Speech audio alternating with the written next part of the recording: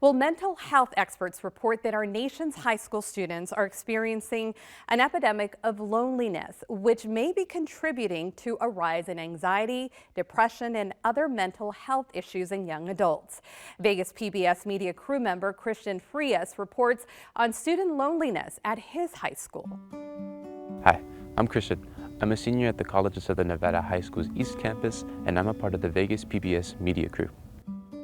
There's an epidemic striking high schools, and it's one beyond sick days and hot temperatures. It's the feeling of loneliness.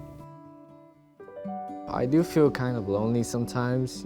I have friends, I have people that I hang out with, I have people that I talk to, but there's times where I just feel alone. Do you think students, especially teenagers, are more susceptible to these feelings of loneliness? I think for students, it's because oftentimes they don't feel comfortable with sharing their personal thoughts. They don't feel comfortable with telling what's going on in their home. I think that part of it is that they are very much involved with who they perceive themselves to be. And they think that they're the only ones that are like that. And they think that other people won't understand them. And so rather than give other people a chance to get to know them, they fall back.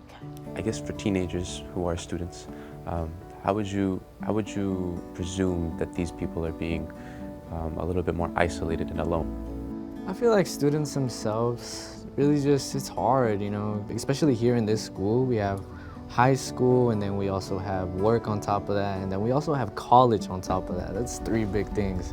And really it is hard to make new friends. We're really just trying to get through school, really just trying to get our graduation, trying to get our futures going. If loneliness got to a point where you needed help, do you think you and your fellow classmates would actually ask for help? It takes a lot of courage, it takes a lot of effort to come out and ask for help. And if it really came down to that point where I was in desperate need and I needed help, I would most definitely ask for help. What are some ways that students can combat and kind of face this feeling of loneliness? I will say this, I'm always very proud of this generation and always in awe of them at how open they are to the idea of therapy and going to see a counselor. I think that's a great start for young people if they have access. But then also, I think they should look for clubs and organizations that offer opportunities that they're interested in. Because when they go to those places, they'll see there are other people that are like me too. And then they can interact with more people. But they have to take the step to put themselves out there in order to gain that reward. I do just want to say that if you're feeling alone, just don't be scared to try and seek out. There's always going to be someone there to help. Don't feel like you're the only one alone going through it. A lot of people go through it, and you're always going to overcome it. Just never give up. Keep going.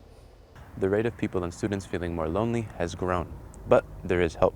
Students can use available resources such as CSN's counseling and psychological services to deal with these emotions. Christian, thank you so much for this important report. If you or someone you know needs help, please take a look at your screen. There are organizations you can reach out to. CCSD offers Care Solace. You can find the contact information on your screen.